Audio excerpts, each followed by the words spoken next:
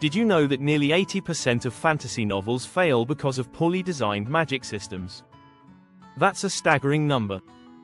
If you're a writer hoping to create an unforgettable fantasy world, your magic system could make or break your story. Magic is one of the most exciting parts of fantasy, but it's also one of the trickiest. Get it wrong, and you'll lose readers before they even finish chapter 1.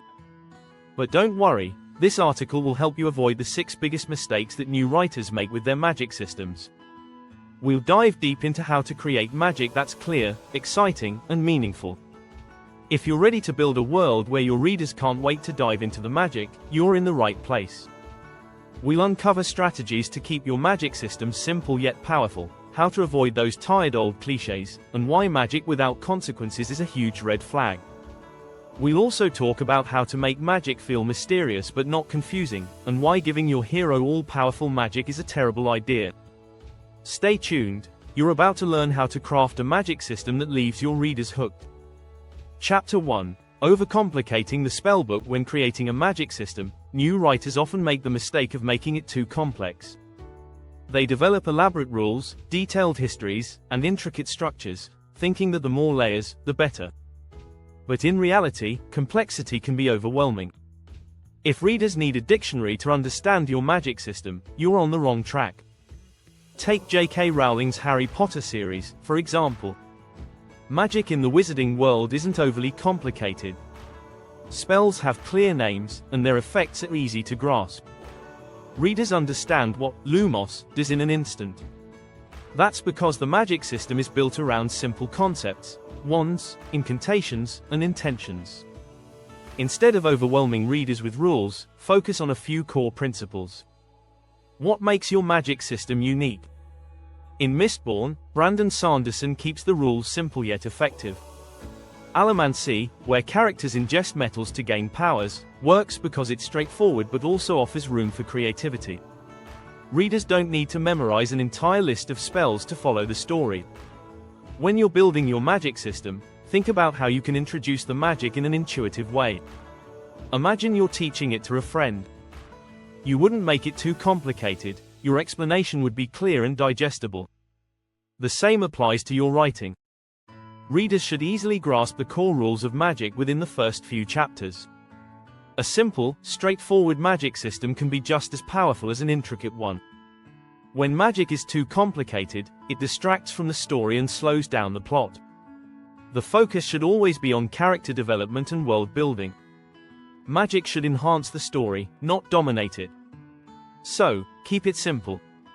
Introduce magic naturally, and leave the complexity for later, when your audience is already invested. This way, they won't be bogged down by too many details and can focus on the adventure. Chapter 2. The Alchemist's Lab of Clichés. A common pitfall in fantasy writing is falling into the trap of cliché magic systems. Elements like fireballs, elemental powers, or the chosen one are everywhere. While they can be fun, relying too heavily on these tropes makes your world feel unoriginal. Think of The Lord of the Rings. The magic is subtle, not in your face. Gandalf's powers are mysterious, but we don't see him casting endless fireballs. Instead, his magic feels more like a part of the world rather than a flashy show. That's the power of restraint. By not overusing magic, Tolkien made it feel rare and significant. Instead of resorting to the same old spells, try thinking outside the box. Imagine a world where magic is based on art. In the Broken Earth trilogy by N.K. Jemisin, magic is tied to the ability to control seismic forces. This magic isn't just elemental, it's deeply connected to the Earth and its history. It's fresh and brings a unique perspective to the genre. In the Name of the Wind, Patrick Rothfuss creates a magic system based on knowledge and learning. Instead of relying on incantations, Kvorta's magic is tied to his understanding of the world. This reflects a deeper philosophy: knowledge itself is power. It's a system that makes the reader feel like they're learning alongside the protagonist.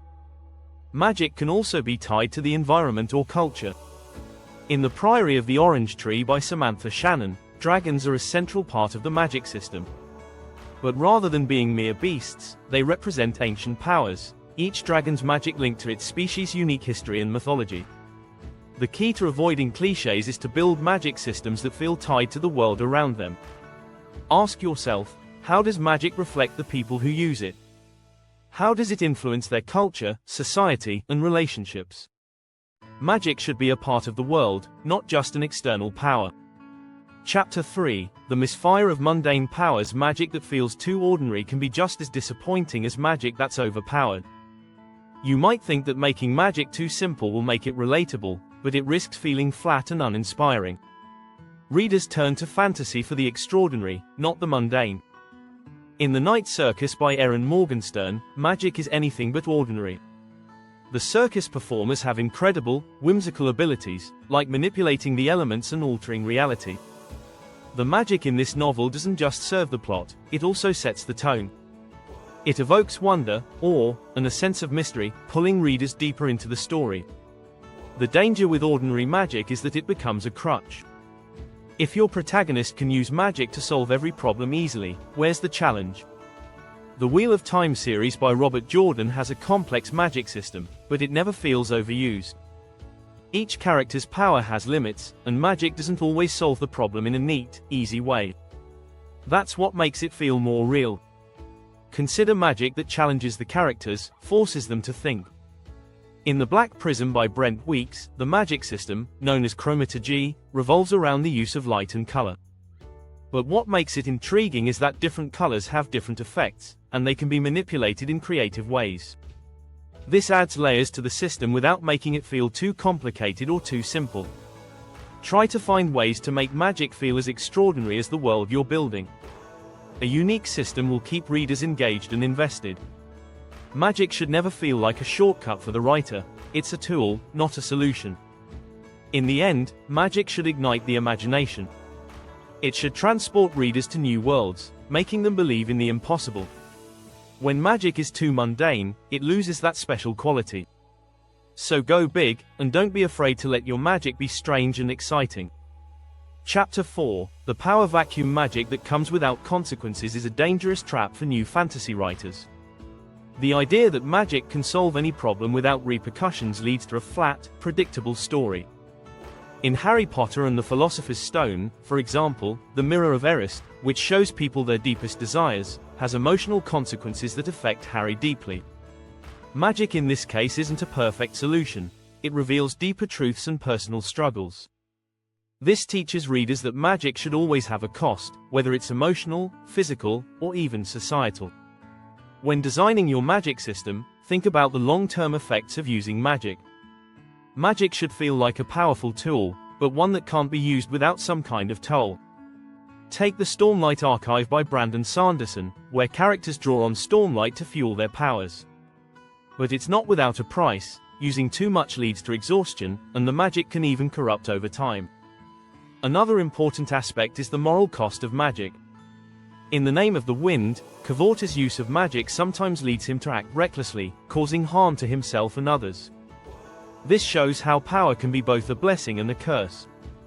Your magic system should be something that characters must use wisely, weighing the benefits against the consequences. Make sure to consider the social consequences too. If magic is freely available to everyone, it can create huge power imbalances. In the Broken Earth trilogy by N.K. Jemisin, the power of orogeny, earth manipulation, is tightly controlled by the ruling class. Those who possess magic are treated as slaves or tools, creating an intense social dynamic where magic shapes the political landscape. It's also important to think about how magic affects the natural world. In the Inheritance trilogy by N.K. Jemisin, gods use their power to control and shape the world, often leading to destruction. Magic systems that disrupt nature or society on a large scale are often more engaging, as they show that magic can never be fully controlled. Consequences give your magic depth and keep the story from becoming too easy for your characters. They also add layers to your world building, making magic feel like an integral part of the story rather than just a tool to move the plot forward. Chapter 5: The Forbidden Fruit Syndrome. Mystery is one of the most powerful elements of a fantasy world, but don't overdo it when it comes to your magic system.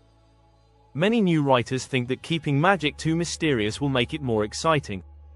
However, when you hide too much from the reader, it becomes frustrating instead of intriguing. If your audience can't grasp the rules or limitations of the magic, they'll start to feel disconnected from the story. In Mistborn by Brandon Sanderson, the magic system of Allomancy is initially shrouded in mystery, but over time, the rules become clearer. As readers, we learn alongside the characters, which keeps us engaged without feeling lost.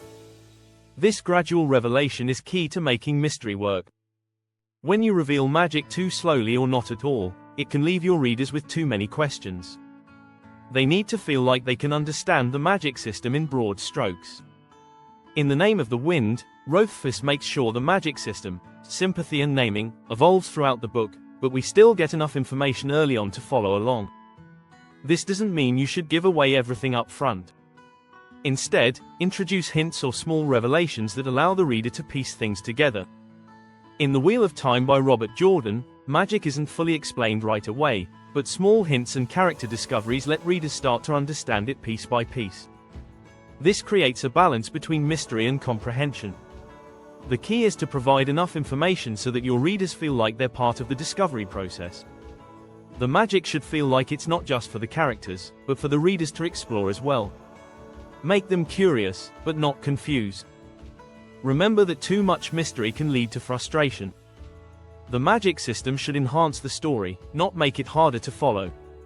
So, keep your magic system mysterious, but be sure to slowly reveal its secrets in a way that invites the reader into the world you've created.